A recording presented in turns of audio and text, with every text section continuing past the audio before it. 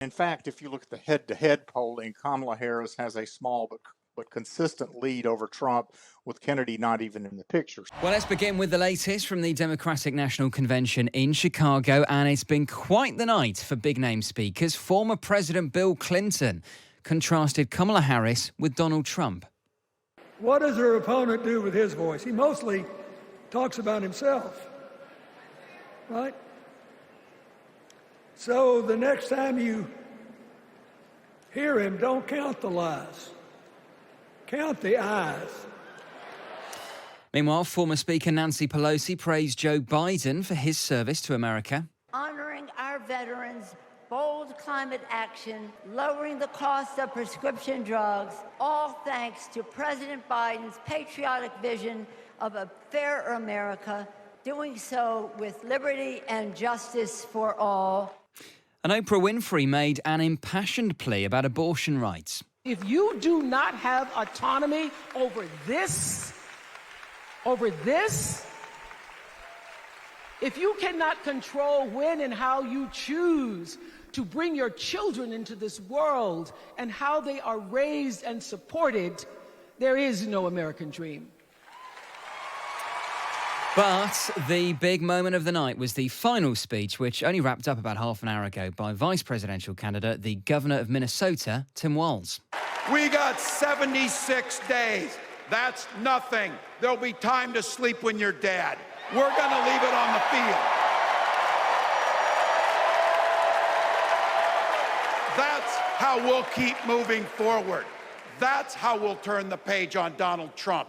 That's how we'll build a country where workers come first. Healthcare and housing are human rights.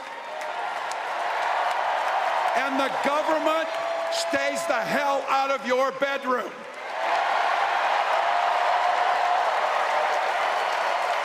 That's how we make America a place where no child is left hungry, where no community is left behind, where nobody gets told they don't belong. That's how we're gonna fight. And as the next president of the United States always says, when we fight, when we fight, when we fight, thank you. God bless. There we go. Tim Walz, the vice presidential nominee for the Democrats, addressing the DNC in Chicago. Well, let's get analysis now from Ed Kilgore, political analyst who worked for 3 Democratic governors and is now a columnist for New York Magazine. Good morning, Ed. Good morning. What did you make of Tim Walz's speech? It was good. It's funny. I was thinking about it earlier in the evening. I have watched every Democratic convention since 1964. That's 16 of them. And I couldn't tell you, and I remember a lot about those political campaigns. I couldn't tell you a single line from a vice presidential acceptance speech. It's just a part of the quadrennial circus that is forgettable, mostly because vice presidential candidates are expected to reinforce the presidential candidates' honor and glory, not power and glory, not so much their own. So maybe this speech will be forgotten too. I'm not sure, but it certainly served its purpose. I mean, it is a remarkable sort of rise to prominence for Tim Walz. A month ago, certainly no one here in the UK had heard of him. I dare say probably a lot of people in America had never heard of him. And yet he's had a remarkable political rise. Well, he did some perfectly timed social media posts that went viral. Many of them sort of mocking J.D. Vance, the Republican vice presidential nominee. So that raised his stock. And then I think he was simply considered the safest candidate too. He was acceptable to all the different factions of the Democratic Party. And most of all, I think they've decided it was going to be very important in a campaign in which you knew that Donald Trump and J.D. Vance and Republicans would be constantly and permanently, redundantly calling Kamala Harris some sort of California radical, that it was important to have a ticket mate who represented values, heartland values that were kind of hard to confuse with being some sort of libertine hippie from, the Bay Area. And that they really emphasized that in the framing of Governor Walz's speech tonight. They decided to make it all about Coach Walz. They highlighted his background as a veteran, as a small town football coach, as a public school teacher, all things that are sort of incompatible with this wild Marxist image that Trump in particular has tried to foist onto Kamala Harris and the Democratic Party. So it was all very calculated. It was kind of a one-trick pony, but I think it worked. That's a really good point you raised there, Ed. I mean, the thing about Tim Walz, in a way, he's a relatively progressive liberal Democrat, but he looks like a Republican. Well, you know what? Some people would say he looks like what heartland Democrats used to look like. Yeah. He looks quite a bit older than he actually is. So there's the inevitable comparisons of him to, everybody's favorite granddad.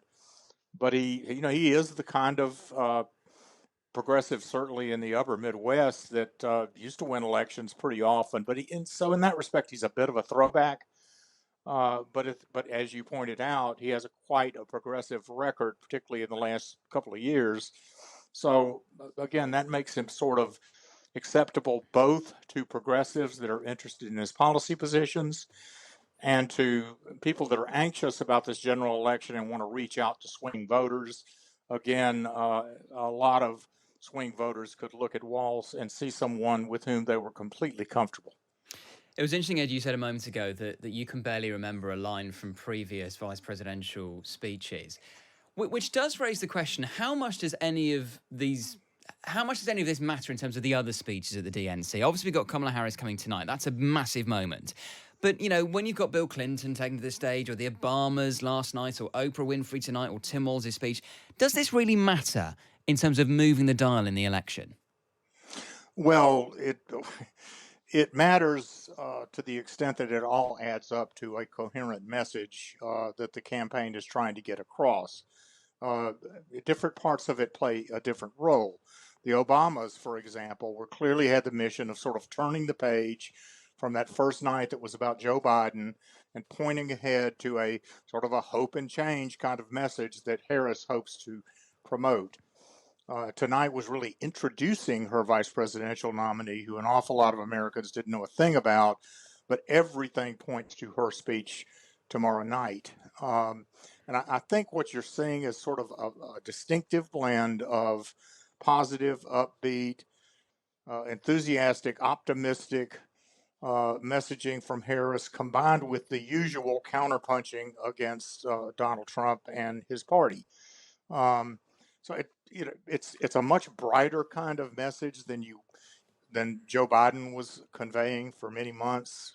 I think he had pretty much decided the only way he was going to win was to out negative Donald Trump, just remind people what kind of man he was. They could still do all of that, but it's in the context of a much more positive and youthful message that clearly is bringing back a lot of Democrats, particularly younger voters and people of color.